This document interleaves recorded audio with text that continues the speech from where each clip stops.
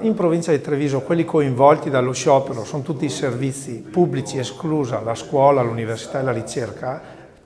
Stiamo parlando circa 9.000 sono i lavoratori del comparto della sanità, sono circa 6.300 i lavoratori del comparto funzioni locali, che sono le ex autonomie locali, e circa 1.500 i lavoratori delle funzioni centrali, che sono ministeri, dipendenti dai ministeri, agenzie fiscali, enti pubblici non economici. Nella Marca mediamente un lavoratore ha perso per effetto del blocco 5.000 euro di stipendio fisso più almeno altri 2.000 euro di salario accessorio. Per la prima volta, se non c'è un'inversione di rotta, ci troveremo in una situazione, stante le proposte del Ministro, in cui anziché andare ad un rinnovo che porta soldi nelle tasche delle persone, gliele toglie. Abbiamo perso più di 300.000 posti di lavoro, perciò la riduzione che auspicava l'Europa l'abbiamo praticamente fatta.